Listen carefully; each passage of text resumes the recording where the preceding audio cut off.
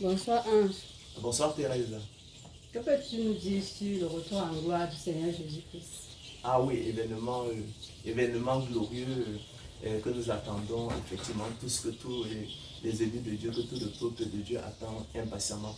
Et l'actualité en Israël qui nous renseigne sur l'horloge de Dieu nous dit effectivement que nous nous rapprochons. Donc le Fils de l'homme est proche à la porte.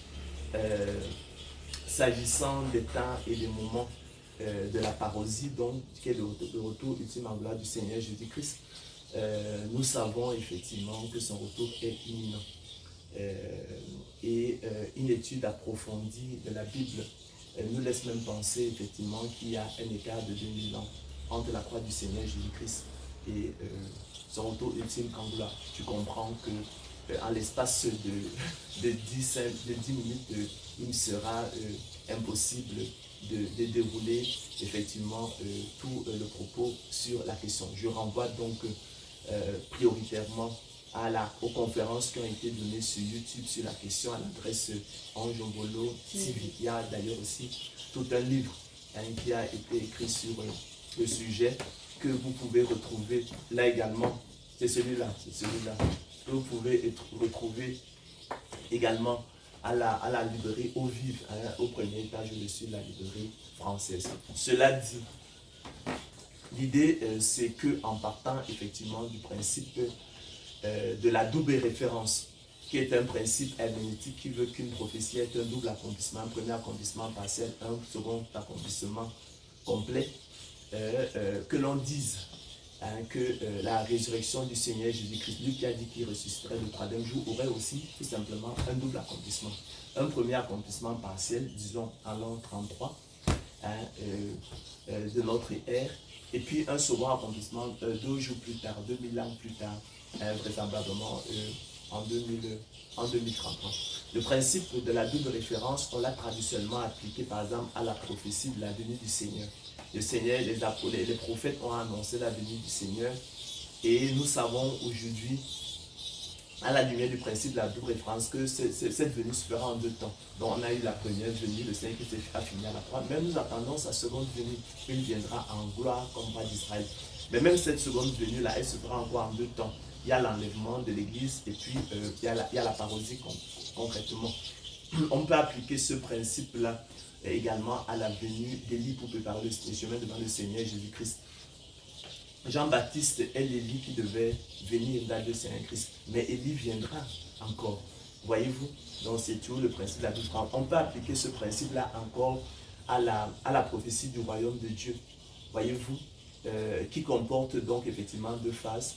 Une phase temporelle de 1000 ans qu'on appelle le royaume messianique, et qui correspond donc au millénium sabbatique, au rétablissement du royaume d'Israël, et qui sera suivi donc après le jugement dernier avec les nouveaux cieux, la nouvelle terre, la nouvelle Jérusalem, la nouvelle Israël, de la phase éternelle du royaume de Dieu qu'on appelle encore l'éternité future. Donc on est tout à fait fondé à appliquer ce principe à la prophétie de la résurrection du Christ au troisième jour, double accomplissement, donc un premier accomplissement partiel en l'an 2033. Mais c'est vrai que les historiens ne s'entendent pas sur la date, on parle de l'intervalle en fait entre 2026 et 2033.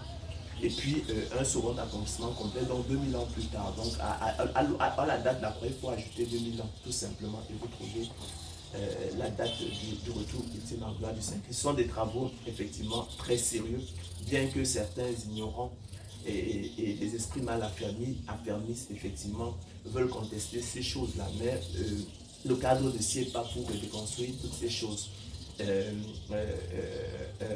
Il y a des arguments qui sont avancés pour réprouver la démarche, alors qu'effectivement, si vous prenez simplement la prophétie sur les 10 semaines de Daniel, elle nous annonce toutes ces choses. Donc l'écriture n'est en réalité pas contre ces choses. On peut se servir de la lecture allégorique et prophétique, la lecture allégorique et typologique de l'écriture pour démontrer ces choses ou bien pour les étayer, et puis de modèles mathématiques bibliques pour le confirmer.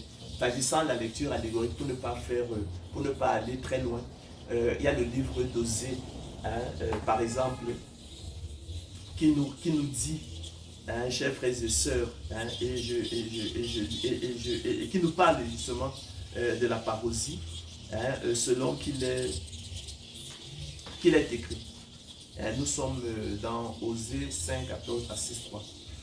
Je serai un lion pour Ephraïm, comme un lionceau pour la maison de Juda. Moi, je déchirerai, puis je m'en irai. J'emporterai, et nul n'enlèvera ma proie. Je m'en irai, je retournerai dans ma demeure jusqu'à ce qu'ils s'avouent coupables et cherchent ma face. Quand ils seront dans la détresse, ils auront recours à moi. Venez, retournons dans l'Éternel, car il a déchiré, mais il nous guérira. Il a frappé, mais vendra nos plaies. Il nous rendra la vie dans 2 jours. Dans 2 jours millénaires. Dans 2000 ans. Le 3e jour. Il nous relèvera et nous vivrons devant sa face. Connaissons, cherchons à connaître l'Éternel, sa venue aussi certaine que celle de l'aurore. Il viendra pour nous comme la pluie du printemps qui arrose la terre. On peut également prendre comme type de la parousie, c'est la descente d'Éternel le 3e jour sur la montagne du Sinaï aux yeux de tout le peuple et qui préfigure effectivement la descente d'Éternel le 3e jour. Et ça nous fait penser ici à la résurrection le 3e jour sur la montagne des Oliviers. C'est de ça qu'il s'agit. Ensuite, maintenant, on a tout ce qui est un modèle mathématique biblique. Le cadre d'ici, ce sont des sujets formidables, mais dont on ne peut pas aborder dans le cadre effectivement d'un tel entretien.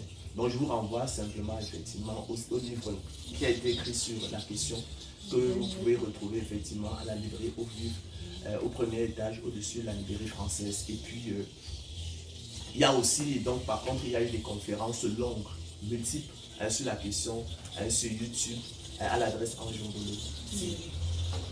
Merci. Je t'en prie. Sois béni.